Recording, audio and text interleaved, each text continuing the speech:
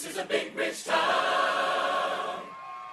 I just come from the poorest part. Bright light, city lights, I gotta make it. This is where it goes down. I just happen to come apart. Legal or illegal, baby, I gotta make it. What's going on, everybody? Welcome to another edition of Power After Hours, your favorite power podcast. Jeff is here, Krissy here, and we are here to recap Power Season 6, Episode 13. It's all your fault. Krissy, what's going on? What's good? I mean, this episode was good. It's about damn time. This episode, listen, we're gonna get into a lot of the stuff, a lot of theory, a lot of commentary around it. But I can say, from my vantage point, I really enjoyed this episode. Like, this was one of the episodes that made me want to watch it again. Yeah. I'll go as far as to say this episode is probably one of the best in the series. Best, like all 6 seasons. Like, this is one of the best episodes, and I don't think that Tommy being a part of it and being a focal point is a accident. I don't think it's a coincidence. No. So they really, we've been talking about from before, ever since the Who Shot Ghost cliffhanger, that they're using these episodes to fill in the blanks. One of the things is we saw they legit left mad holes where we didn't know what the hell was going on. Why did this happen? Why did that happen? And now these episodes, these perspective episodes from the different characters are filling in all the time that we didn't see off screen to make sense of what we did see in episode 610. And I think this episode not only filled that time well and gave rationale for everything that we saw, but this episode connected a lot of elements from the past seasons that we've been talking about for years, that we didn't know whether or not they were going to bring it up or if it was just a one-off. They connected a lot of things. At least that's for what I saw. What do you think? Yeah, absolutely. I also think the main reason for them being able to do that is Tommy was such a pivotal character in this show. A lot of the decisions, a lot of the things that happen, with death and, with Ghost and him depart, a lot of that had to do with Tommy. So in order for them to give us a Tommy-based episode, they really did have to tie up a lot of those loose ends for me as a fan who's been there since day one to feel complete with his story. Right. I felt like they did a really good job of depicting Tommy for who he was. Like, you can say what you want about that dude, but through it all, he has stayed true to Tommy. He's been that same dude who has never deviated. Like, he is who he is. You either love him or you hate him. Mm-hmm. So I was glad that they stayed true to his character. There was nothing that was off. There was nothing that made me feel like, damn, that's not right. Why did they do that? Like, it was just well written, well executed, and we got the story that we deserve for a character of his caliber. Yeah, I think Tommy has a code. Tommy stuck by that code many times, and his personal code and what he stands for, what he stood for throughout this entire series, I think was evident, and it was at the forefront. Like shout out to whoever wrote this episode. They really understood who Tommy was, and I think they understood what appeals to us as fans about this character, why people love this character so much. You saw it throughout the entire episode, and we can walk through it. So many things that got tied from episode 10. I felt like for the most part, every scene tied to something either in Tommy's past or to that episode 10 that gave rationale for things going on. Yeah. Even from the beginning, we leave him. We start like days before when he killed Benny. Yeah, which was crazy. Right? And then we wondered, how the hell did he get Benny out of that apartment? Because we didn't see anything. We saw that he killed him, and then it was whatever. Dude too. Right. Yeah. How did he get him out? He went back to the ambulance. He still had the ambulance uniform and the gurney and everything. And he's trying to call BG to get rid of the body and help him, because clearly he's going to call his loyalist dude, and the biggest dude. The strongest dude. So he's trying to call him, and this also ties in to one of the biggest complaints that we had. Why the hell did they not tell Tommy about BG? How did he just not care about BG? Like, how was BG so out of sight, out of mind that Tommy wasn't either concerned or curious as to where the hell he was? So we see in this episode, he has been trying to contact him. He's been trying to contact him ever since that went down, and getting voicemail isn't able to get in contact with him. Which is crazy, because you know me, I was really bothered by the fact that they didn't. It's like, dang, we just going like literally an entire season. Like BG was killed, like what was it, the first or second episode? It was like very early in the beginning. So I was like, why are they not doing anything? The only thing for me, I still feel like Benny, they really bigged him up in this episode as being who he was. So for the way he went out, I'm still a little concerned about that. That's the only thing. Like, he would really go to Tommy with a knife. You understand what I'm saying? Right, like, right. He knew who Tommy was. He knew what Tommy was capable of because he knew that he killed his cousin. He knew what he did to him. So you come to him with a knife. That still bothers me. I'm not going to lie. That's the one thing that I wish they had done a little bit differently for Benny's character. Because if you're still going to spend this whole episode telling us how great Benny was, I needed him to put in a little bit more fight when that time came against Tommy. Right. That's all I'm saying. Like, I think once again, we've spoke about this ad nauseum in terms of some of the logic they use with some of the characters. I don't know if he would have showed up with a shank. I think he might have showed up with like a silenced gun or something like that, and it would have had some type of tussle or something like that. So I do agree with you. There in terms of that.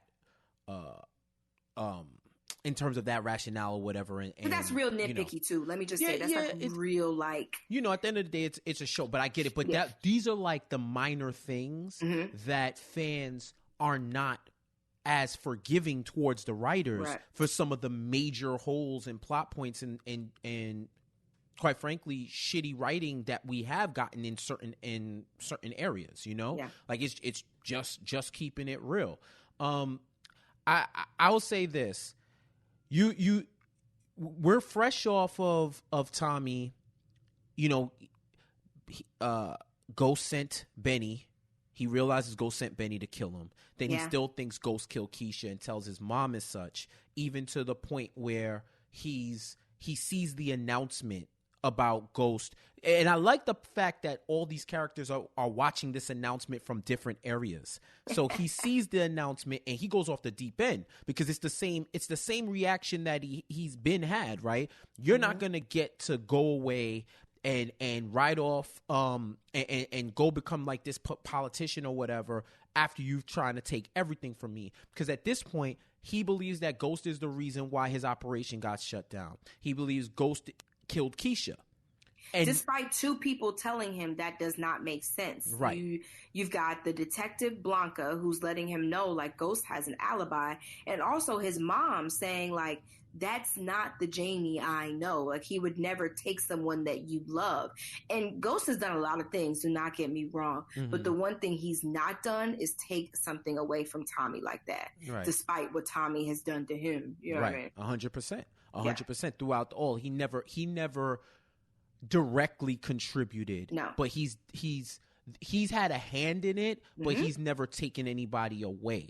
And I think part of this episode is Tommy realizing everything that we're saying and putting it into context. And it isn't until later on that all of this shit finally hits him. We've been saying for years, Tommy's a hothead. He thinks with his heart, not with his head at times. So if he feels a way, he goes with his gut a lot. And I ain't gonna hold you, his gut has been right. His gut has been right more often than it hasn't been, but his methods could leave a lot to be decided. He's definitely not a surgical knife. He's more you like don't a have to mallet. kill everybody. Yes. Like, look what he did to his dad, which is Right. another thing that he recounts during this episode, that he had to kill his father. And, you know, that's one thing that he said, I have to live with that. I have to sleep with that. Exactly. And you know that that's something that affects him. Tommy makes the decision. Yes, a lot of the times he is right. The way he handles it is not the best way. Exactly. Ever. One other thing about this episode that was shining, the girl that plays Elisa Marie. She was freaking amazing. Yeah. My God. Now I'm like, we should have had more screen time with Elisa Marie. Like her talking, you know, the way when she was talking to her aunt, who, you know, she's very level-headed. She's extremely smart. She knew from jump what was going on. The one thing that got her was Tariq. She thought Tariq was her friend. She learned very quickly Tariq was out for himself. He used her. And also, essentially, you know, he had her dad killed. He had a hand in that. Right. But the conversations that she had with Tommy was honestly some of the best conversations that have been on this show. Mm-hmm. We learned a lot about her.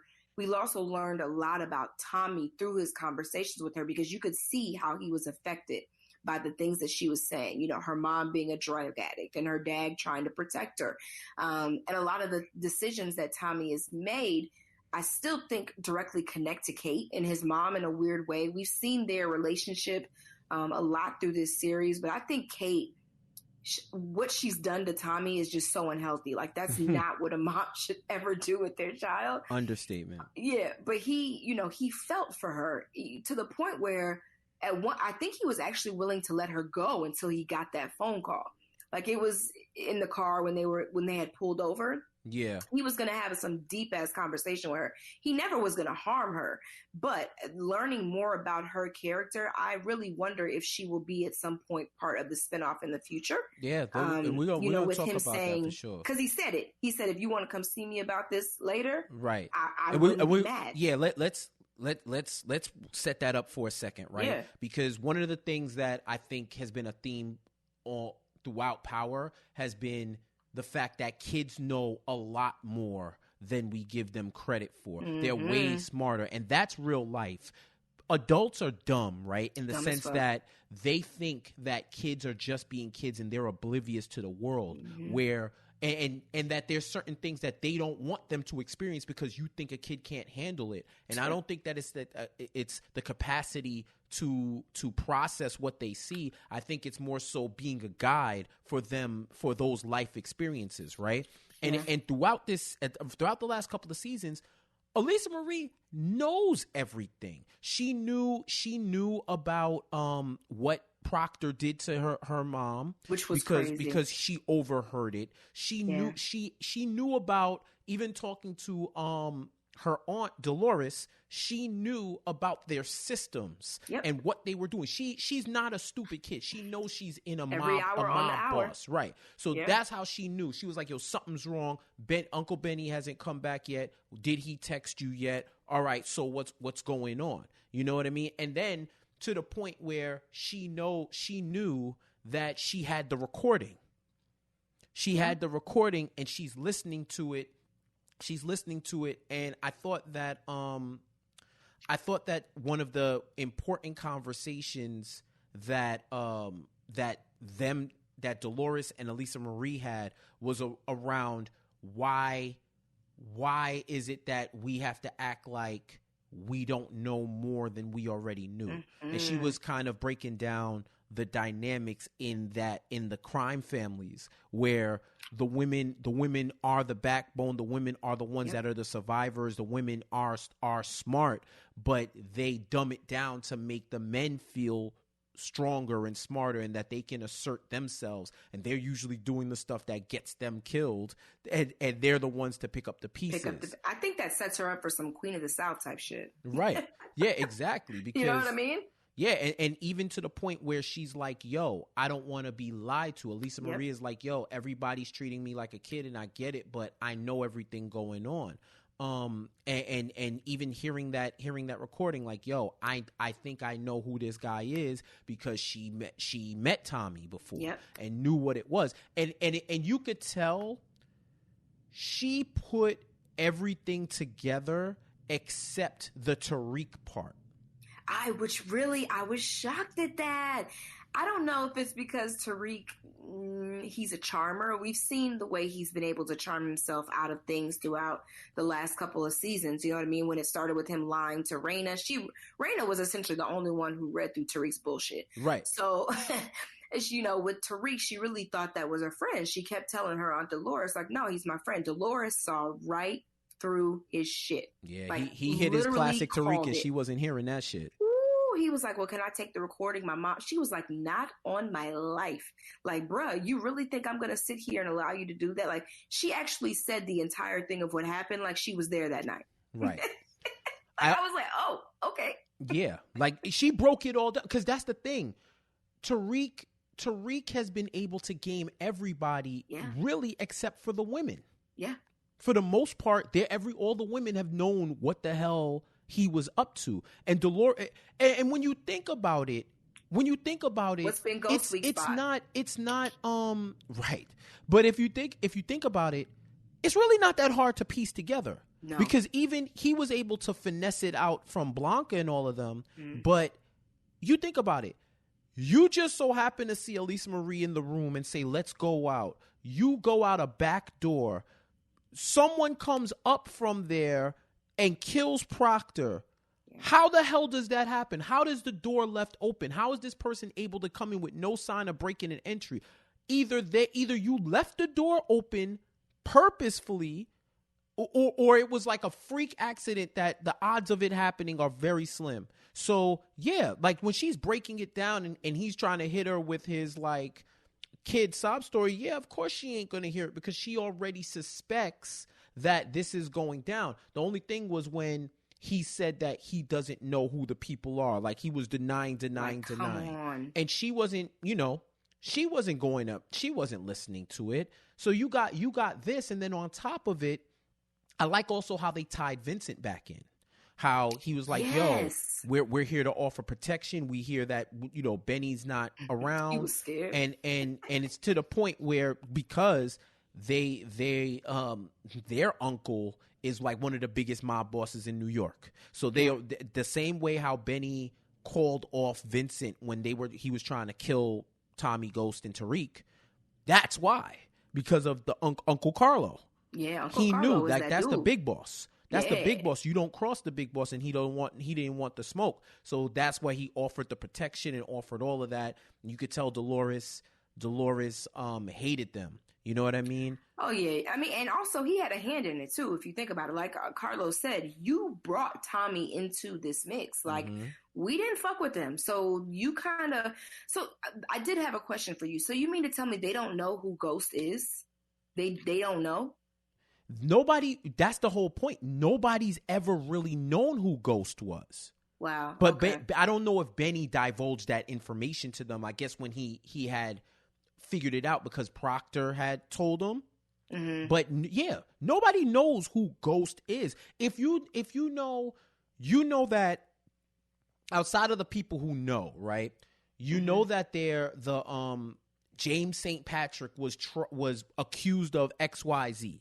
You don't know that James St. Patrick is the leader of a major drug organization in New York, right? Like you don't know that, and you don't know that Tommy he's was the face. Like when they were doing deals and stuff, he never was there. Tommy was right. It was always Tommy and the rest of the Primeras that was running it, and he was just the hand of the king. And that's why JR. It still hurts me that we lost JR too early. I know. We lost him wild early. But yeah, so that's why people don't know. Because I was like, how do they not know that he knows Tommy? Because it's not like they made it a secret that Tariq knows who Tommy is. Like Tariq, but not only that, if you recall the stand down with Benny, it all happened because of Tariq. Right. So that involved Tommy and Ghost, James St. Patrick, whoever you want it to be. I'm guessing that Benny just never had a chance to debrief. But at the same time, Dolores brought that stand up. She brought that stand down up. Yeah. So that's where I'm confused because I'm like, wait a minute. how was he able to lie and say he didn't know Tommy when he was there with him at the thing? That doesn't make sense. She doesn't know who Tommy is. Okay. She doesn't know. Dolores doesn't know who Tommy is. Okay. Elisa Marie he didn't know the does. voices. Got it. And Elisa Marie wasn't at that whole shit. Got it. So he was just like, I don't know who Tommy is. So for all intents and purposes, they don't know. Them two, Dolores and Elisa Marie, don't know that Tommy was at that meetup. Okay. So that's kind of how she was just pressing him, because if Elise Marie is saying that this dude was pressing Proctor and then Proctor ends up dead, you're the immediate suspect. You telling me Tariq may know the voice because this is a dude who may know him. So that's where, and she's looking at him, and I'm not gonna front. She's probably like, this fucking black kid is lying as fucking hell at at me and shit like that. Like I know this kid is lying. So that's where I get the fact that Dolores, because remember, we haven't seen Dolores, and Dolores wasn't even like briefed on a lot of the shit. Yeah, there was no reason for her to be, right? Yeah, because Benny just dropped the girl off, basically, is what she said. Right. Okay. So following. This is one of the things that I loved about this episode. Every interaction Tommy had meant something. Yeah. Every single one. There was no wasted movement. No scenes really where you're like, we didn't really need that, right? So Tariq, he meets up with Tariq because Tariq is telling him, yo, they got the recording. They got the recording. They got you like killing Lobos, admitting to killing Lobos and killing somebody else. And he's like, oh shit. Like, that's where he was like, I thought the recording was gone. Yeah, right? Because he said, Ghost told me that Proctor got rid of it. Right. Yeah. Right. Right. So now that Tariq goes and tells Tommy about it, right? They don't know where it's going to go. He wants to find out where Elisa Marie's staying so that he can go and get it himself, right? And then on top of it, he's like, yo, this dude lied about Proctor. This dude killed Keisha. This dude shut down my entire operation. He's really trying to scorch earth and leave me for nothing. So that's when he's going to go get Ghost. That's where he ends up at the press conference. And you see from episode 610 when he's talking, you see Tommy in the audience, right? And then Tommy dips. Tommy dips and goes and confronts him at he runs into Blanca first. Right. Yeah, that is how it went. You're right. Yeah. So ran into Blanca. Yeah. It was funny because it's like he says like Puerto Ricans in pantsuits. I can't get rid of y'all. He's like, yo, if you're a Puerto Rican cop in a pantsuit, you got it out for Tommy's ass. Tommy's an asshole. He always has those little one-liners, and I'm like, damn, they let him say that. He's crazy. Like I loved his character. I love it. This is the type of shit. Like he's just hilarious, and that's when he meets up with Blanca. Blanca tries to give him the deal. We bring in Poncho's murder. She's like, yo, if you cooperate, just cooperate, send this guy up. Yo, we won't pin Poncho's murder. He's like, yo, I don't know who that is. That's a dumb name. Right. And then he's like, we got somebody in your organization who can pin you to this murder, pin you to the warehouse, pin you to everything. But if you cooperate, I'll make it all go away. Then he gives her all of Keisha's personal belongings that they find. And that's the funniest shit because one, at this point, he thinks BG is the snitch. So he's still trying to call BG, not knowing BG's dead. And then when he goes through Keisha's things, he finds the earring. And not just any earrings, the earrings that Holly stole from Tasha. Remember I said that's you did the same damn earring. I had a feeling that was going to be it because honestly, if it had been any other earring, it could have been Keisha's earring. He wouldn't have known. But the fact that it was that earring, I mean, she gave him hell about that damn earring. Right. You understand what I'm saying? So he knew that earring. The moment he saw it, he was like, you could just see his face. He was like, you got to be fucking kidding me. Mm-hmm. And where does he go? He goes to confront Tasha. Right. Like, I was like, damn, Tasha, I don't know, your time. Listen, might be up. And I still remember. Don't know the timeline we're operating off of here. Right. Well, yeah. This is all happening. This is all happening in episode 610. Right. So when we see him at the warehouse, he gets the artifacts and then he goes and presses Tasha out about the earring. And, you know, shout out to everybody who had saw that the earring fell off, that she didn't have the morning that the earring fell off. Like, that was a whole thing where we were just like, okay, well, if this is the way Tommy finds out, well, we don't know because it never came up until this episode. Mm-hmm. So this was another big payoff, and shout out to them for setting it up in the preview in the previously on Power. Yeah, like I know, setting right? that up with showing Holly and the earrings and all of that. That's when I was like, they showing this scene.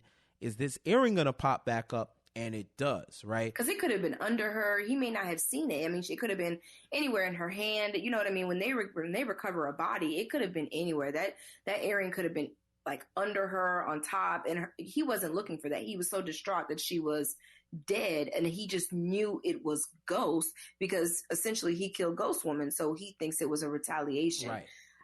So he already had his mind set on Ghost. He didn't even think to analyze the situation here. And Tasha literally fights for her life at that point. Like, right. She gives it to him straight. And think about what he could have been going through, what he was going through mentally, how furious, how distraught, how dismayed, how he was to not only find Tasha's earring, but the earring that his former lover stole from her at his current lover's dead crime scene. Like there's so many levels to that where he was looking at it like, yo, you had a hand in two good things I had having some type of conflict. One is actual murder, and the other one is just, calling her a thief, which he was. Because he saw that's when the corruption started with Holly. That's when he started to see it opened his eyes to she's not this perfect woman. Right. She has flaws. Right. And obviously Holly was pretty honest with him after that. She told him everything about her life, whatever. Mm. But that was the beginning of the demise. So Tasha did have a hand essentially in both of them. So like you're saying, like he was distraught. He was pissed. And I for some reason in me, I was like, there's no way. As hot-headed as Tommy is, I am surprised Tasha made it out of that. Real talk. Because, she was talking her ass off, and she told him, like, yo, first she tried to lie, and he was like, yo, I know these earrings. These are the ones that Holly stole from you. Like, what's up? And then, she tells him, yo, go get the Fed papers right there.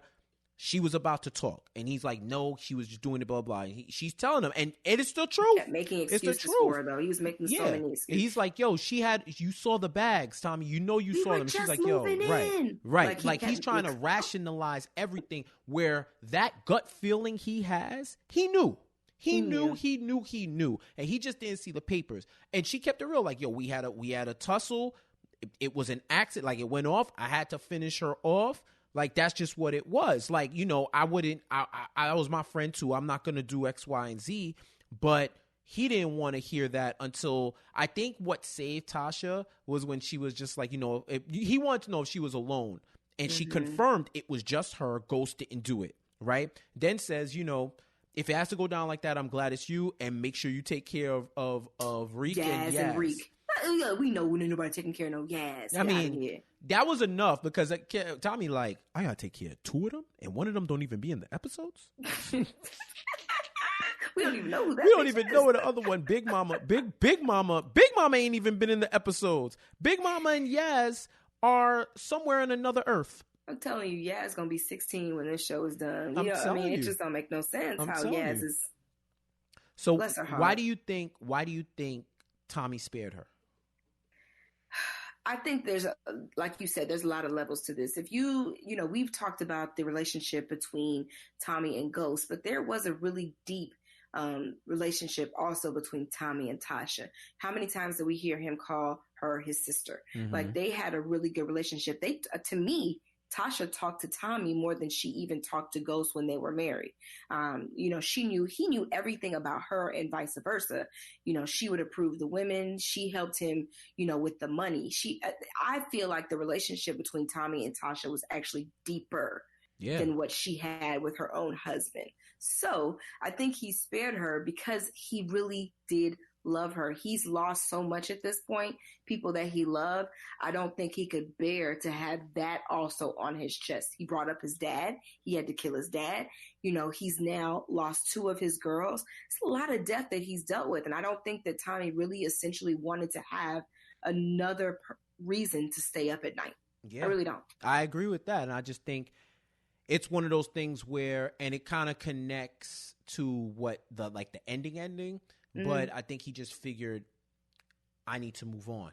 I need to move on and just because he literally did have bigger fish to fry. This was just going to be an act of revenge, but at this point, he didn't really need all of that extra smoke on him, right? So now he's gonna go meet. He's gonna have that meeting in the warehouse that they had from episode 10, right? Where he's talking to him, and that's why. Remember when he came in and one of our things was, how the fuck did Tommy know about the recording? Like, how did Tommy know about the recording? Like, we didn't see anywhere where he was talking about the recording, and they're having a realization that Proctor double crossed them. But Tommy, how the fuck did you know? And he found out. This is the episode where we found out that he found out from Tariq. Right.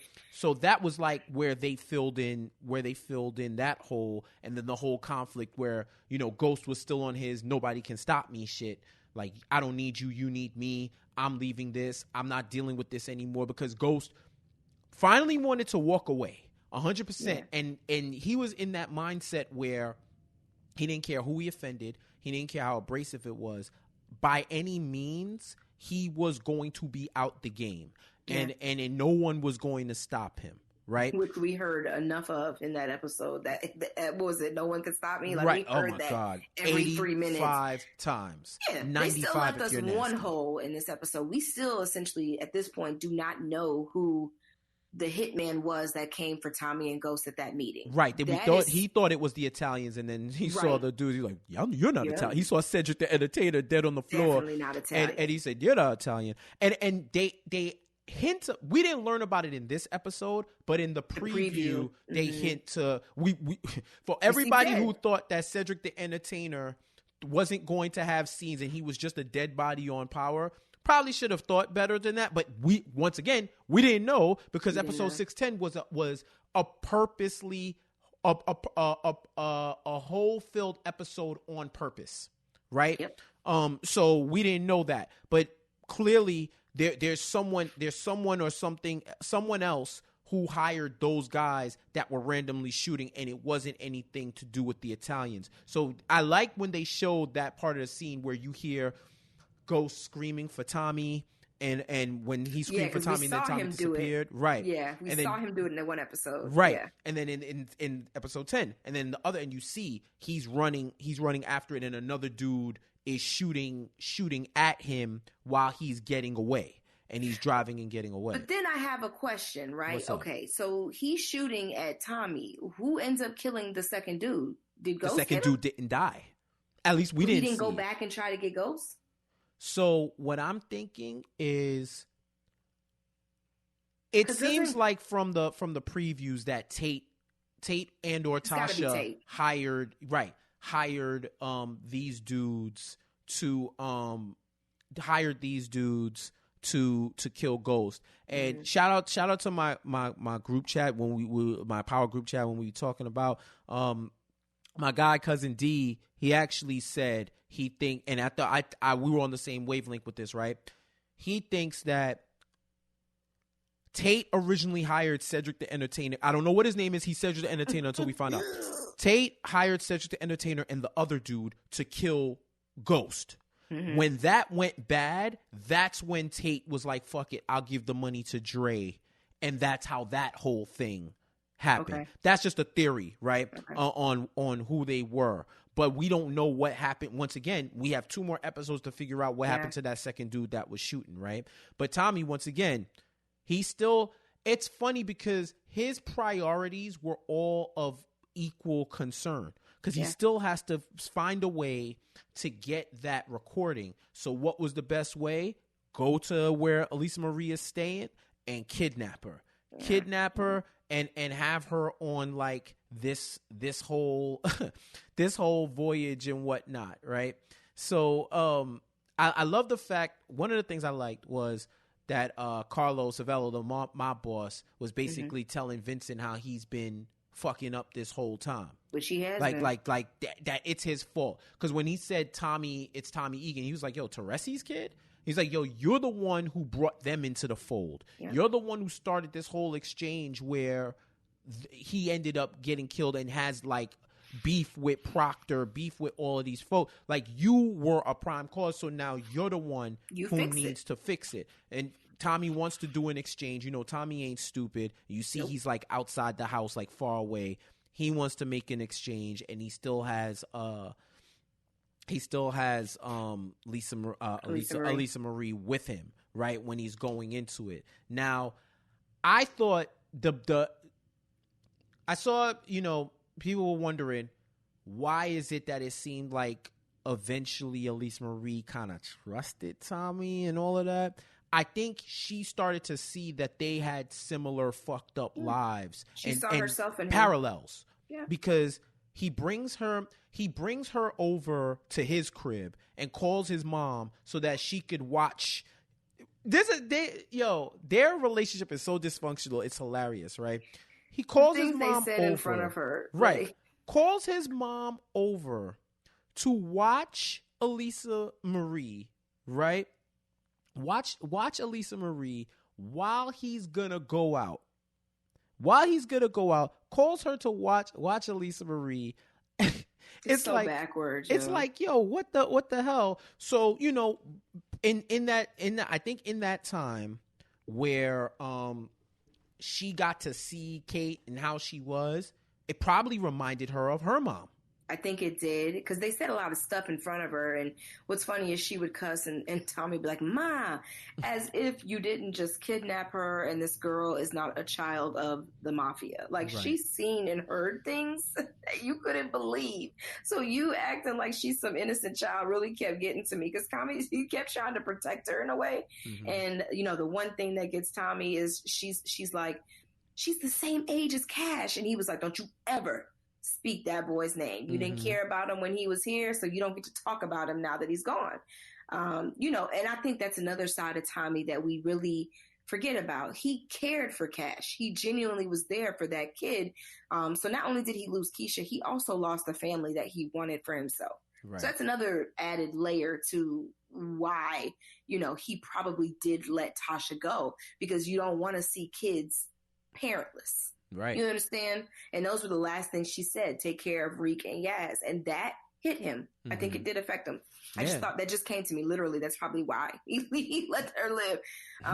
But yeah, that was pretty dope, because Elisa Marie actually worked Kate. Like, she got information out of her. Smart girl. Yeah, she's extremely bright. Like, she got a lot of information. And then we see where Paz comes in. Yeah. This scene sets us up for when Paz banged on Tommy's door that first time. Right. And we were wondering why. Why was it? Because Elisa Marie was really working her. She almost spilled the tea about Ghost until Paz showed up and he mentioned Ghost. So you could see every time somebody says something, you see Elisa Marie's face and she has like the question mark and then the exclamation point, like, and she's just like writing everything down. Yeah, man. Shout out to her. Shout out to Matea Conforti.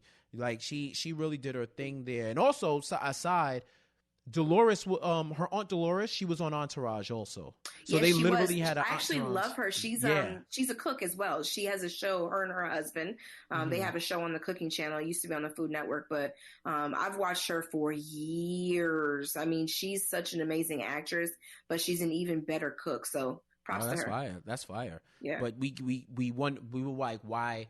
For whatever reason, why was it that Tommy didn't want Paz in the apartment? And it was because he had Elisa Marie and his mom there. And it's funny because even in the episode, you could see him look to the left and try to like keep her out. And that's exactly where they were hiding. And you know, it's just like when she was like, I need to kill the man that killed my sister. He's just like, well, ain't gonna be me. Gotta go. Bye, Paz. Bye. And then you know, he's ready to like take her. Then he takes Elisa Marie and is just like, yo, we are out of here. I think that was like, that car ride was like the biggest bonding that they did. They bonded over their moms being junkies. She sees Keisha, the wedding ring for Keisha, and then she tells the story about how her mom promised her the wedding ring when she was ready, sold it, and then said, when I get my job, I'm going to buy it back. And was just like, yo, I missed the ring more. That shit was deep when she was like, yo, is it wrong that I missed the ring more than my mom? And she set it up where she sounded like a full ass adult setting this up. And she's just like, yo, do you think it's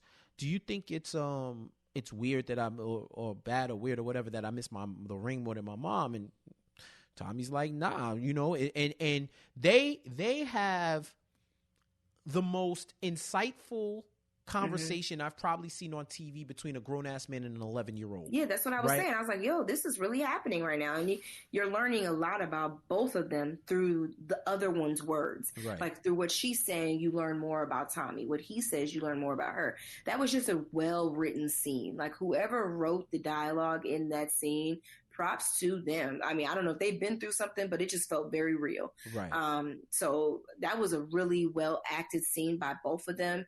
I mean, Joseph Sikora is an amazing actor at this point. I said, I think it was our first podcast. I did not like his acting at all. I think it felt forced that whole first season. And I really believe he went and took acting classes after seeing himself on TV that first season. And he came back strong as hell in season 2. So to see him and his evolution get us to that point in the car and to have such a little, you know, human making those emotions come out of him, I thought that shit was dope. Yeah. Like very well written. They killed that scene.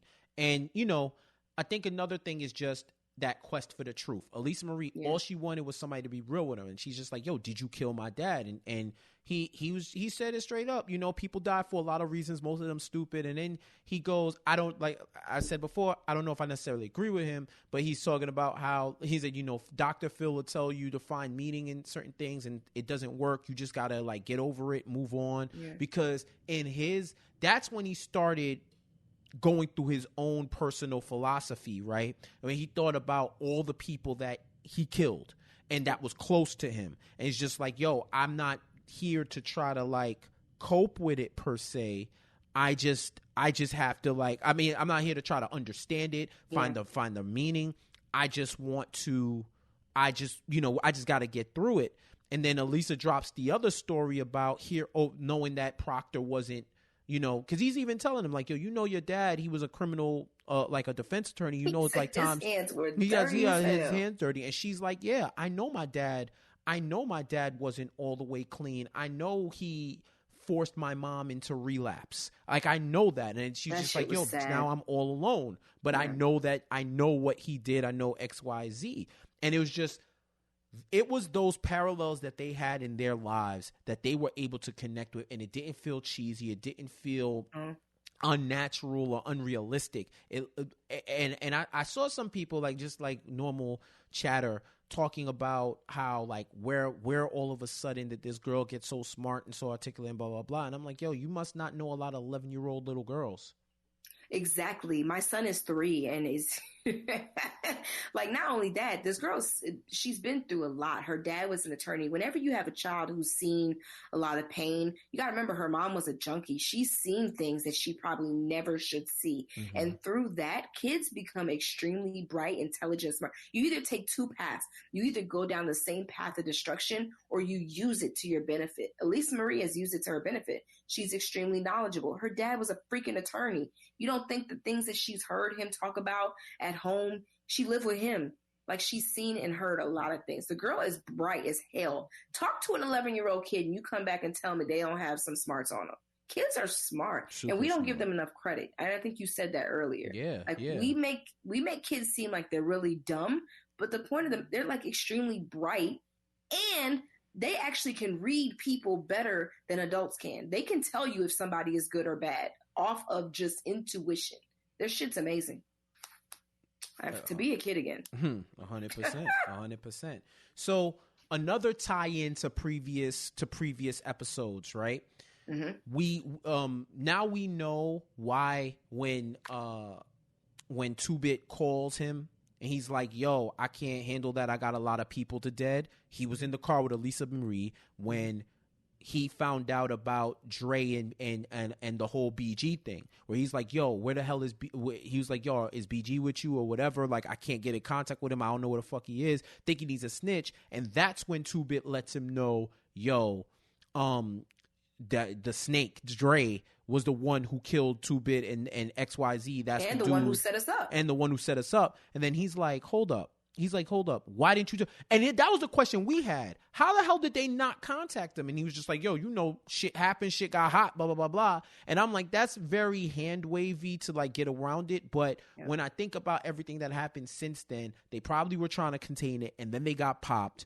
Mm-hmm. I can lightweight accept that. Where he was just like, yo, we didn't tell you. Shit got a little crazy, oh well, but I'm telling you now. And then he gets off the phone. He tells him to stay up, gets off the phone. And then I think at that moment he tells him the thing about Poncho too. Oh yeah, that was the whole thing. He said somebody in my organization pinned Poncho on me, so I can't really deal with it. But then he realizes that it's not BG because BG's dead, right? So I think Ghost, right, and I think that's where it clicked in him. Okay, Dre got set up for this. Dre did all this to us. Once he processed it, he was like, "Oh shit, like I gotta go. I gotta go. We gotta do. You know what I'm saying? We gotta save him. Ghost. I gotta save him because Dre is out there. Dre is trying to do whatever the case may be. So it was enough for him to say, "Yo, Elisa Marie, get out the car. Tell your family, tell everybody, I didn't harm no hair on your head."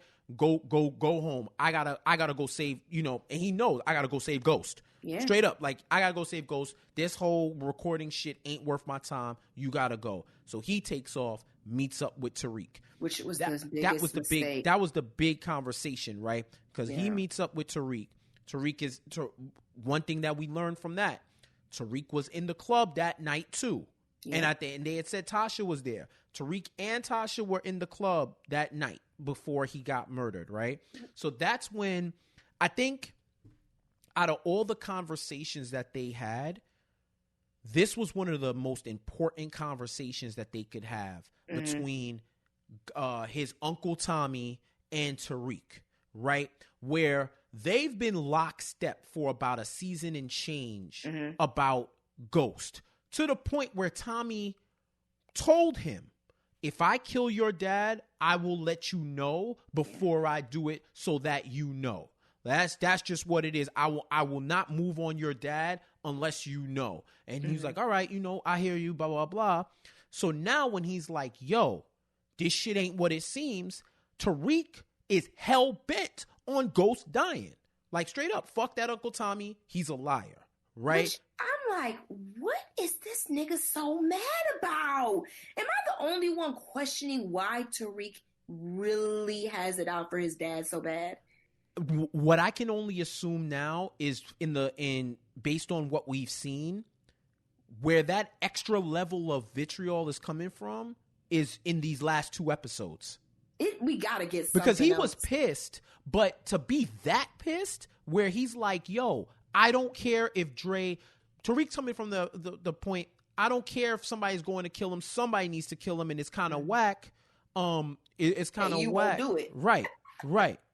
And that you're not going to kill him. And I think this was the whole thing where he's finally breaking down to Tariq logic, where he's breaking it down and saying, yo, this whole shit, the life that we live is a complicated life. There's a lot of complicated truths. He brings it up with Teresi. He said, yo, that was one of the most complicated situations. And I ended up having to kill Teresi. I had to kill my old man after just meeting him. But there was a reason why. Yes, Ghost kind of pushed him towards it, but per his code, he would have had to go anyway. Although, yes, he did reconcile with him. Yes, he did accept his bloodline and all of that. But he had to go, and he understands that's a complicated truth. The other thing is, he doesn't want Tariq to experience the blood of your father on his hands. Yeah. So he's trying to deter him, and he's telling him, yo, he didn't snitch on me. He didn't set up my operation. He didn't do any of that. Dre is behind it. And now I understand. We've been snaking each other for so long without knowing the total picture or even being receptive to learning about the total picture, that now we're in a we're in a situation where we want to kill each other when we could have reconciled this, and now I want to reconcile this. And in fact, yes, that's my brother. That's my man. I want to save Ghost. Like, I need to save Ghost, and you need to save him because he's your father. And Tariq ain't hearing that shit. He said, if we save him, all this shit's dead. Like, everything we've done to each other, it's a race. Like, we just have to save him. And that's why I'm like, there's got to be something more for Tariq at this point, because just your dad cheating on your mom, and, you know, I get he wanted, you know, Tariq to turn himself in. That, okay, cool. But nothing to the point where you want your dad dead like that. There has to be more, dog. Like, for me, that's just crazy. Like, my dad's done some shit, but I would never be like, oh, you gotta go dead. You know what I mean?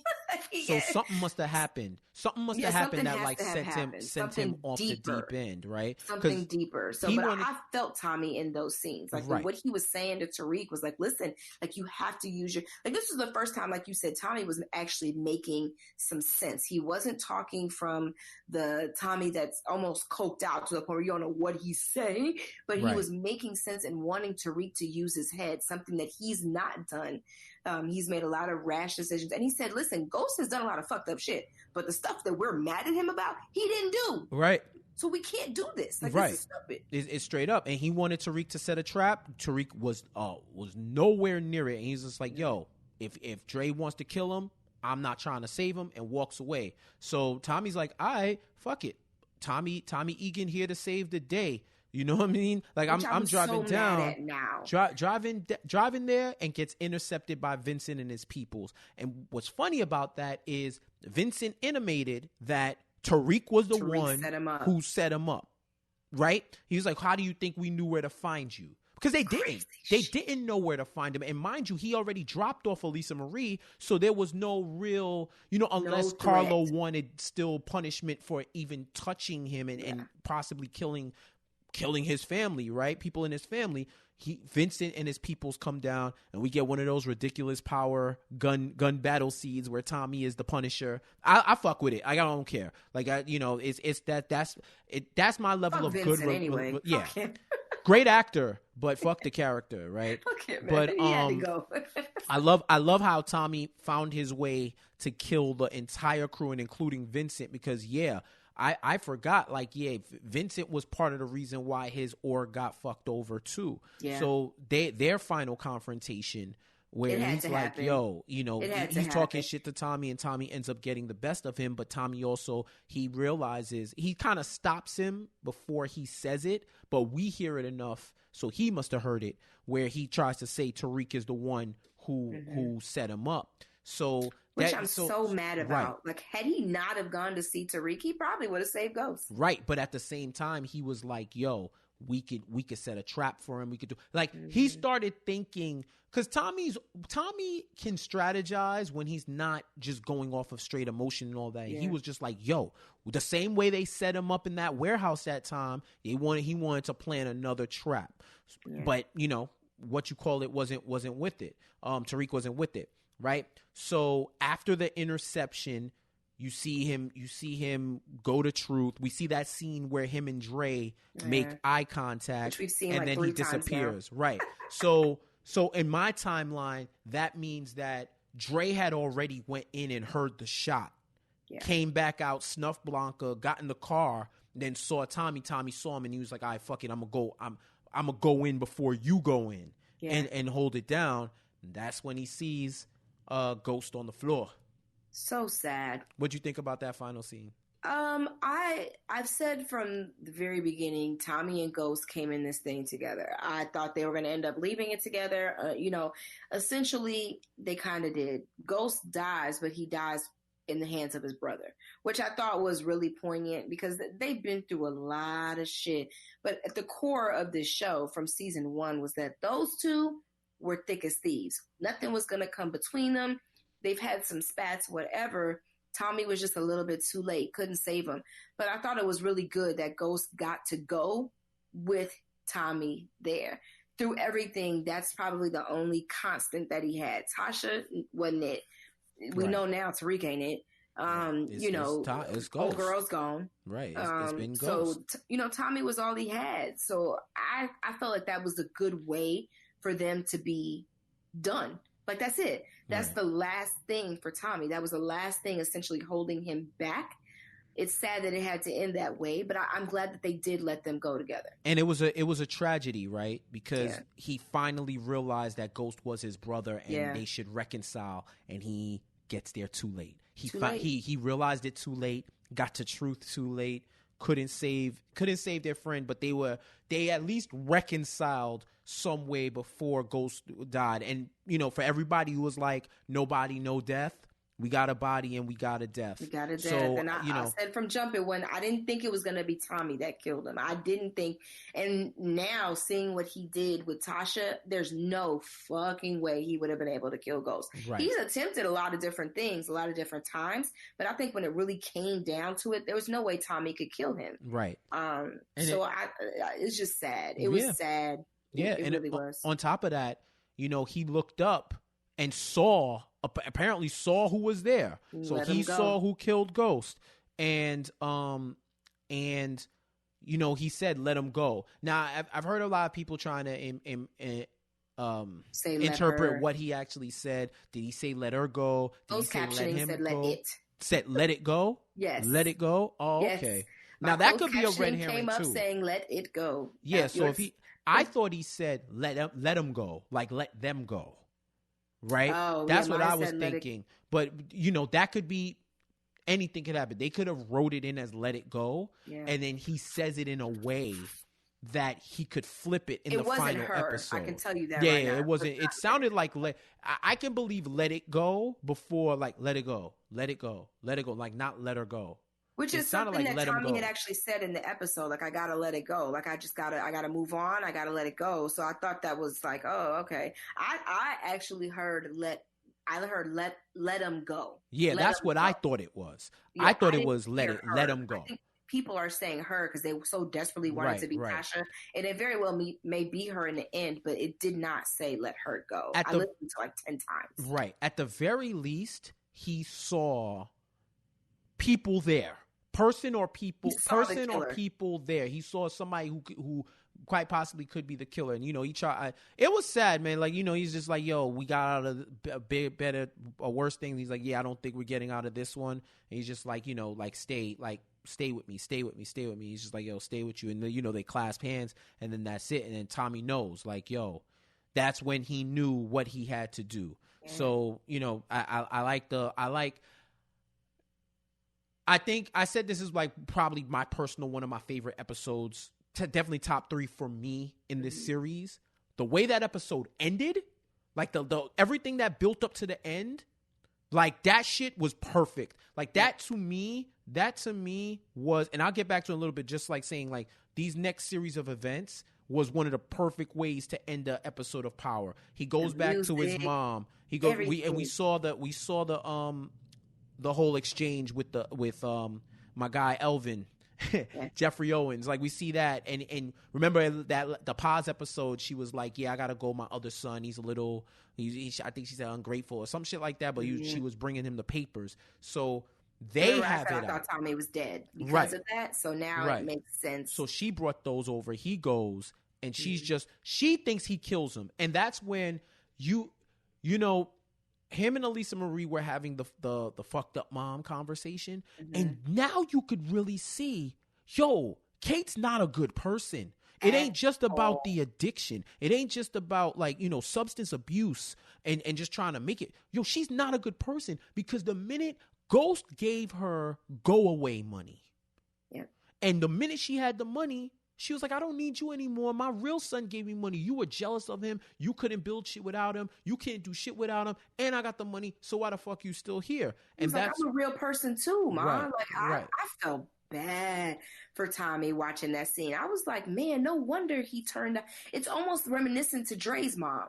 It's no wonder they turned out that way. When the person, boys, they're naturally groomed to be mama's boys. We know that. That's a saying. So you look to your mom for comfort. You look to them to get you out of anything, to make you feel normal. And neither one of them got that from their mothers.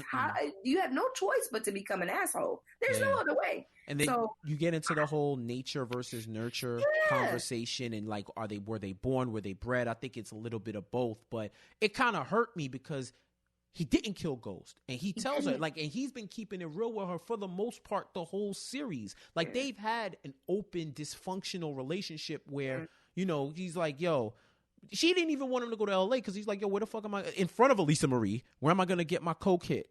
You know what I mean? Like, she's get on the street. I'm like, fuck him going away. She was like, yo, you don't want to go away for there. And besides, like, how am I gonna get my fix? You know what I'm saying? But he knew he was out either way, you know. But that was like when he knew he left the keys. I guess I won't need this anymore. And she was like, I don't want to see you again. He leaves. Then I think, to me, what Ghost left him, leaving him his OG ride, fixed back, like that shit. Yo, y'all gonna say I'm being extra, whatever. Yo, I got Paul Walker Fast and the Furious, like the end of that one, from the picture. I think it was F7 or F6. The one before the last Fast and the Furious. I think it was the one when he drives off but he's dead. Yeah. Like it kind of gave me that vibe, yo. You know, it's like similar cars and shit like that too, but it was just ill. Like it really gave me that vibe. Like, yo, he didn't leave him, because I was like, damn, he didn't leave Tommy nothing, but he was the reason why Tommy's car got totaled, and he gave him the one thing that was as synonymous with Tommy this entire episode as it's ever been. Damn car. Loved that car and gave it back to him. Then we get the final Tommy, well, even before that, right? We get the final Tommy kill of the season when he rolls up on when in the warehouse or wherever where he has the car, he gets that second call from 2-Bit. 2-Bit, where he lets him know that Spank is the one who snitched. And he was like, yo, how do you know? He's like, yo, you know me. I'm a fucking soldier. Like, that's what he's always been. And even Spank said it. He's a soldier. You ain't gonna break him. Crack. Right. So he tells him that. Then he lets him know that he took care of Dre in there. He was like, yo, good looking. He was like, you know, keep your head up, blah, blah, blah, blah. Got off 20. The thing. See you in 20. And then rolls up on Spank. Yo, that scene was hilarious. Bruh, when he said, if I told you I'd have to kill you, pop. He said, California, like, pop. Right in the eye, too. Right in the glasses. How many scenes did we see Spank have to push his glasses up like this? So I thought it was really funny that he shot him right in the eye, yo, with a silencer in broad daylight and drove off. And it's nuts, like, too. I didn't know. I thought you sold us out. And I'm like, yo, he copped the final plea. You are stupid. You dumb. And like, he knew when he heard the engine rev, he was like, oh shit. He knew the car. And he was like, yo, Tommy, what's good? Da-da-da. And I like what he was like, yo. He was like, yo, man, I ain't gonna hold you. I thought you snitched on us. Yeah. I'm not built for that stand life. Like, I wasn't going to talk, but I'm going to get out, blah, blah, blah. And, you know, they going back and forth about it. Then on top of that, he was like, well, I'm out of here, blah, blah, blah. He's like, oh, word? Where you going? You got to have another operation? You know you could tell me. So he wanted more information to try to snitch out on Tommy instead of going on the foot race that he should have went through. Man thought he could talk his way out of it, like not knowing who he knew Tommy was. So the fact that Tommy killed him, that shit was hilarious. Like, that man was spanked to the end, trying to talk his way out of it. Definitely was. And Tommy was Tommy to the end. Like, you just not, and he did that one with ease. Like, everything that he'd been through that entire episode, like this one was nothing to him. It was like cakewalk. Right. Exactly. And then we get the Kill Bill portion of the last scene when he rolls up to Elisa Marie.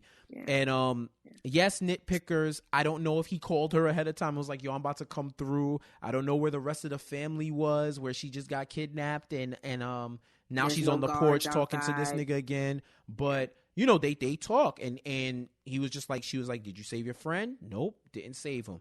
Gives him the recording. She was like, yo, I know you killed my dad, whatever the case may be. gives him the recording, gives him both recordings. Both of them. And he told her, like, yo, if you feel a way about I'll be in LA. If you feel a way about your dad, you can come see me. You'll know where to find me. And then he takes care of both. And I won't be mad. Right. I won't be mad, yeah. And he takes care of both recordings. I was so scared because I thought somebody was going to snipe him. I thought he was going to walk to the car and then like, I was like, damn, is Tommy going to make it? Is Tommy going to make it? But I'm like, who would it be? At this point, like, who would it be? Right. And I love how he's like driving to the bridge to like get out and they start playing Regulators. Bruh. And he literally drives off into the sunset. You know what I mean? When I heard that beat, I was like, it's lit. Right. And you could hear him, you could hear the news wire about him getting killed and them then doing the investigation, and then he just switches it off and goes in and he leaves. He's out. He rides off into the sunset, and that's how it ends. Perfect ending to me. They got me good. Perfect ending to the episode. I didn't think Tommy would live. I think I said that in the very beginning. I thought Tommy would be the one to die. I kept saying that he's not built for jail. Right. So it's either going to be jail or death for him. I never, ever thought Tommy was going to be the one to ride off in the sunset. Right. I thought he would survive, but I didn't think he would be free. And the fact that he was able to go to LA of all places to hook up with the distro or whatever, I thought that shit was amazing. So for me, like I was saying before, that felt like a series finale. Yeah. I don't know what you think. That felt like I have closure. I have I have mad closure right now. So I'm thinking, yo, those last 2 episodes gotta be fire. I don't understand why that wasn't there. If these last 2 episodes are not what I need them to be, I'm going to be upset that they didn't give Tommy the right exit. Because as good as that episode was, that deserved, like you just said, to be the finale. It was that good, and it closed up so many different holes that we've asked this entire season. So now I'm like, what are they really going to give us with Tate, Tasha, and Tariq? And Sax. Don't forget Sax. Oh, and Sax. Shit. Yeah, right. Sax too. So now it's like, I'm thinking, us seeing Ghost's actual death, how impactful will that be now? I mean, they can still include elements of Tommy into it still. Like, we just know what happens after the fact, right? Mm-hmm. So, if they present it in a way that works, I'm cool with it. Like, I'm 100% cool with it, but it was just like, damn, they ended that shit so perfect. And now we gotta sort out the rest of this shit with Tate's plot to kill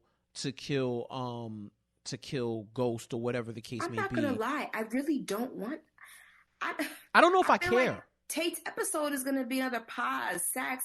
Like, yeah, okay, cool. Like, give me Tasha and Tariq, and let's just dead this, because at this point, those 2 characters have been with us since the beginning. I get that they need closure too, but I don't need Tate, and I damn sure, really, essentially at this time, don't need Sax. I don't think either one of them did it. Right. The way Tommy looked up there, he knew who it was. Right. Because if it wasn't one of them 2, he would have sprayed the whole balcony. Thank you. He would have sprayed the entire balcony, regardless of what. Damn sure wouldn't have been saying let him go. Well, he might have just been like, let it go on some, yo, I'm about to die. I don't want you to get caught up. I know how this rolls, like whatever. But also knowing Tommy, he would have been like, fuck that. Yeah. Like, he raises the gun and he says, let him go. That's why he puts the gun down. And he was angry. Like, the face that he made when he looked up there, he knew. I'm telling you, he knew who it was. He knew the person. So I don't think it's going to be no Sax, and it's not going to be Tate. If Ghost dies by the hand of somebody that has not been in this thing since the beginning, I'm going to be a little bit upset. The fans have all the right to revolt, because Courtney Kemp came out herself and said, it's one of those 4 suspects. Now, I could think about like some theories or whatever of how it happens, but this is. You know how many fights I've been in defending that line? If it ends up, like, I literally have been, like, the people in my power group on Facebook, like, if I see one more Ramona did it, I'm going to lose my shit. I've been seeing Ramona. They bringing Q back. I'm like, none of these motherfuckers coming back. I don't think, I'm not going to say they didn't have a hand in it, but when she says they did not pull the trigger, one of those 4 pulled the trigger, then, that if someone else shot them, like, I'm just like, yo, come on, man. Like, I hope for their sake that it's not the case. No, But because Tommy episode's gonna be a waste. Like this episode, I don't think this it's is gonna be the a waste. episode that we needed. Yeah. If they don't set this up right, it's gonna be so sad that he didn't get that season finale. For me, this is my series finale. If the other shit tanks, like this is it for me. Like they go off, and I just gotta hold that close to my heart, right? So this is what we know so far. Tasha was in the club with Tariq, right? Let's see. Yeah, Tommy was with Elisa in the car when Tubik called. Tommy was with Elisa in the apartment that whole time. When he met with Ghost in the warehouse, he knew about Keisha and the recording because Tariq told him, so they filled that hole. We spoke about him getting the call about Spank. Why was Tommy's apartment empty when Paz showed up? Because he had shipped all his shit out and gone to L.A. Now, I think Power would benefit from timestamps on the show to like keep the timelines. Like maybe it would be like no, like I'd be like it's like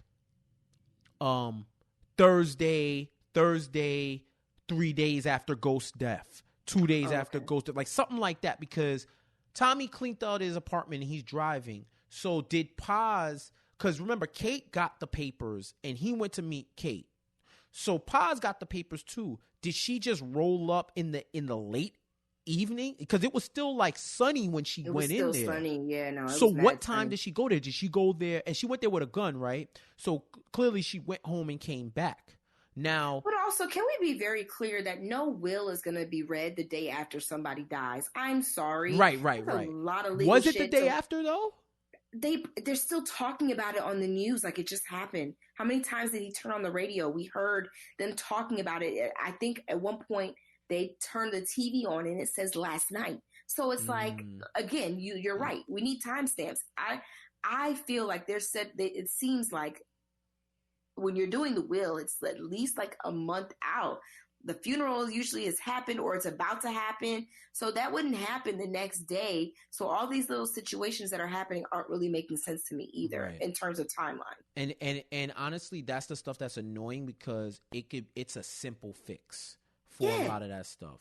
It's like a simple fucking fix. But now, after what happened, after what Ghost gave Tommy, I essentially feel like what he has in his will is like his final gift or fuck you to everybody that he's dealt with. So I'm interested to see what exactly Tasha ends up with, just so I can know what he felt she deserved. Because now that I see that he gave Tommy the car, it shows that he truly, truly loved Tommy. I don't think Ghost really had it like that for Tasha. I don't think that he really cared for her because she never saw the true Jamie. So I'm just like, I'm interested to see what he does give her in that will. I think he's going to leave everything to the kids. Yeah, maybe. There's a lot of and I'm also still not seeing how they're setting us up for this Power book too. So maybe that's gonna happen. Maybe that's gonna happen at the end of 615. I mean, at the end of the series finale, they set it up because it's supposed to. Book 2 is supposed to start 48 hours after book 1, right? Like after Power. And I hate the fact that they call it book 2. Call that shit like, book 2. It's so fucking stupid. So stupid. Like, but it's not Breaking Bad book 2 Better Call Saul. Like, just call it Ghost. Give it something to read, whatever. Ghost. I don't care, but that ain't it, bruh. Or call it Power Presents Ghost or some shit like that or something like, I don't know, whatever. We now know Method Man has joined Lake Cast. Right, Meth is there, Mary J. Blige. What is this? It's all we need for casting so far. We don't need anything else. Thank you. I'll be here all evening. But also, Tommy going to L.A. and having an operation out there, they say that there's going to be multiple Power spinoffs. We could get an LA spinoff centered around Tommy and whatever he's doing out there. And I'm not going to lie, I would be more interested in that than whatever this book 2 is going to be. I 100% was just about to say that. I think I would watch Tommy in a show in a heartbeat.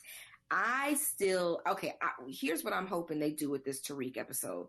We need to close the gap between old girl getting him set up in college. Now, I know that was a long time ago, but the way they ended that, if that's where they leave it, I'm a little bit perturbed by that as well, because they spent so many episodes making her a character and they never gave her the proper closure. I think she knows more. If you have her in a scene where she's saying, yo, where she's essentially setting him up, she's bigger than what they made her out to be. So she has to be in some shape or form a part of this spinoff, and they got to bring her back in some way. Word. Essie. Right. What was her name? Who? Ellie. Emmy. Effie. Effie. Shit, I knew it was. Yeah. I was going there next. Yeah, that was next. So, I just feel like Tariq needs his own episode. Tariq and Tasha, they need their. Yeah, it's probably gonna be. I'm thinking maybe that whole last episode is gonna be theirs, and maybe it's gonna be extended. I don't know, but please do not. We'll give us see. Please do not give us that. So thank y'all for everybody who's been hitting us in the comments. There's a lot of talk about Tommy realizing he wasn't gonna take care of them damn kids when she was like take care of his kids. She was like, you know what, it's nobody it's takes good. care of your ass now. So Big Mama, where we don't know is. So shout out to Rizy, where he says, we knew Tommy ain't do it, and Councilman Tate episode is next, so we know he ain't do it, but judging by Tommy's reaction, it couldn't have been Tasha or Tariq, so I'm calling it now. Sax killed Ghost. No.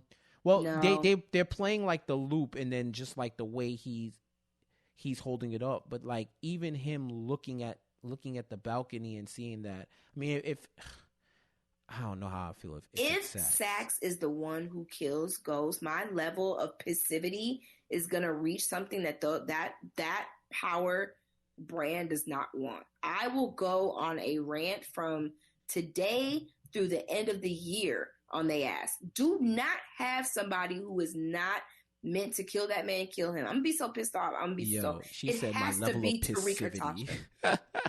You said my level of passivity. I ain't mad at that. I'm just keeping it 100. It has to be Tariq or Tasha. I hear you. It cannot be anybody else. Shout out to CTA who's asking, do we think that Aunt Dolores and them made another copy and they just have that copy? I mean, at this point, honestly, that's just leverage to try to get Tommy out. They're not handling the shit with police. Like, let's be real. Yeah, if they're going to handle it, they're going to handle it in the street. So I think at this point, I think even with that, they really didn't care about the recording as much as as trying to get at Tommy for kidnapping. I still think Tommy he's owed something for killing Benny and Proctor. They have not settled that score yet. Oh yeah, and they never did. No, so if they're gonna get him for something, it's not gonna be no stupid ass recording. It's gonna be for killing Benny and Proctor. Trust and believe. 100%. And we got a question also. Shout out to Christopher Thomas. Thank you for this question. Tommy is one of the greatest characters ever. He took out half the mob and rode off to Cali and killed Spank on his way out. I also used to be Team Tariq, but after this episode, fuck him and Tasha. Also, what did Ghost do that was so bad that Tariq wants him dead? And I think it was Tasha's mom that shot Ghost. Big Mama tired of watching Yaz. She got tired. She's tired. She want to live her life. She want to live her own life. She ain't a babysitter. She a mama. She a grandmama. Right. But Tasha's mom did not shoot Ghost. That's first off. We've been asking that, like, what did he do? What was the straw that had Tariq like, yo, I wanna kill him? The other thing is, Dre never gave Tariq the gun. So at some point, Dre has to give him the gun. So I'm thinking maybe they met up sometime that night where he knew that Dre was going to go kill Ghost. And people are saying Tasha could have called her little boo thing too. Oh, whatever. Anyway, but she ain't spoke about that man to for get a gun 6 is what episodes. I'm saying. Oh, yeah, that's true. But he wanted that gun. But remember when Dre was ready to be off and he was like, nah, I got to do it. Yeah. And we were like, yo, why the fuck? Like, why did you go back? Y'all had everything planned out. What sense of duty did you have to go back? My theory is he had a conversation with Tariq about killing Ghost, and he felt like he just had to do it, not for the money, but for to beat out Tariq. Right. For whatever reason. I think that might have been it, because we still have to see a scene where he gets the gun, if he does get the gun. So, at this point, I my personal thing with that is I think it was either Tasha or Tariq. They're both on the balcony. And I think more than one person is on the balcony, by the way. Oh, here's another thing. So I've been lightly on social today, and I've been seeing people talking about that like the scene leaked with whoever shot Ghost, that the scene leaked on social, and people have been talking about it and talking around it. What I will say to y'all is, once again, Courtney Kemp came out and said that they shot scenes with all those suspects shooting Ghost just in case it leaked. So whatever y'all saw may or may not be the actual ending. Yeah. So if you think you got spoiled, just take solace in that you may have seen a scene that isn't what is in the finale.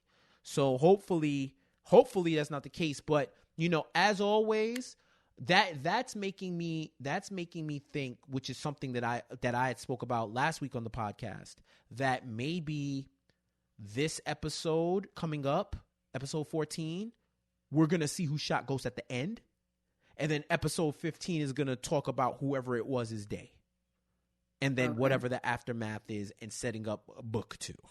So be careful out there in these power streets, social land. Watch out for the dickheads that are in your group chats that will drop spoiler shit like that. Y'all so damn lame, just be careful out there if you care like that at this point. And if you find out, don't spread this shit. Let people be genuinely surprised and shocked and ride out. We got 2 more episodes of this series that a lot of y'all claim y'all want to be done. Let us be done in peace. You know what I mean? I'm so tired of this. I want to be first culture. Y'all need to sit the fuck down and shut up. Let us watch it in peace. We don't need y'all spoiling the shit. Please. Golly. Please let me watch it, please. In peace, please. Just leave us alone. And we shouldn't have to avoid social when the episode hasn't even come on yet. Right. No, that's a fact. That's a fact. And I hope people adhere to that. So they won't. At the end of the day, this episode was fire. I don't know if you find fault with it, tank the series. Fuck it. Thank you, Joseph Sikora. Thank you for giving us this episode. Thank you for supplying us with years of amazing acting and story development, character development. At the end of the day, Joseph Sikora, he's not going to get the recognition he needs from the awards. Award shit, yeah. But in terms of some of the greatest acting that I've seen on a TV show that I love, he gets a piece of that. He's given us so much into the depth of a character. Tommy Egan, I'm always going to call him Tommy. And if you ever have watched a show where you call the person in real life by the show's name, that means they affected you. He will forever be Tommy to me. Yeah. For real. He did his thing. I want to see him in a lot more stuff. I wouldn't be mad to see him in a spinoff. I think at this point, Tommy is my favorite character on the show. He solidified it with this episode. I like a few characters, but he's the best character on the show, and he is my favorite. So salute to him. Salute to this episode. One of the best. I just hope the quality remains the same for next week. I know. I'm gonna be so bad. I have an itch because this episode made me think that damn pause episode, and I was all right with it, but I'm like, damn, that shit was wild useless. So useless. When you see an episode of this caliber, it just else. Pisses you off for the weak episodes they've given us previously. Right. Because they're capable of so much. Yeah. It's just, I don't know. But you got anything else to say before we check out? Nah, bruh. All right. Nah. Well, that's it. That's it. I don't got shit to say either. We done said all enough for all this time. All right. And I didn't deserve that. I didn't deserve that. I don't deserve this, okay? And I just go home. I play and I podcast, okay? I don't need that. So thank you for joining us once again on Power After Hours. If you want to reach out to us, you can reach out on social at Power After Hours on Twitter or Power AH After Hours. Wait, why did I buy what? Is it Power After Hours? I be forgetting, yo. Y'all gotta send more emails so I don't forget. Power After Hours, because you know what? I made an original Power AH ever. I you stupid. I made an original one like that before, but it was just what it was. But powerafterhourspod@gmail.com or at Power After Hours on Twitter. On all social, you can reach me at Jeff J Says. Krissy, where can they reach you? I'm at Krissy Bree. Look at you holding in laughter. You just turning red, all of that.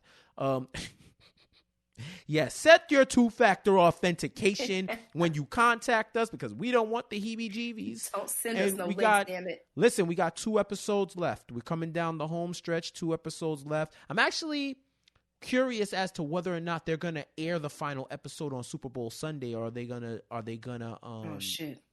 Are they gonna skip to Well, they're notorious because they let the show out on Saturday. Yeah. It would not surprise me if they still did just it. said fuck it, right? Because or I wouldn't be surprised if after that 6/14 where we see who shot Ghost, it's gonna be February 9th. You know how pissed off people would be? You know what? Honestly, the Super Bowl is gonna be at like 6. It's probably gonna be over more or less by the time they air. But I understand if they don't want to go head to head against the Super Bowl. I wouldn't. So I don't think that it's gonna end in 2 weeks. I think it's gonna end in 3 weeks, and then they can roll right into Power Book 2. So we'll see. But we'll be here. We'll be here. Ratings, so, listen. Yeah. We'll be here. We'll be recording. We're ready. We're ready for the end, and we're ready to talk about what this series is and what we think its legacy is going to be. So 2 more episodes to go. Y'all gear up. We're gearing up too. All right.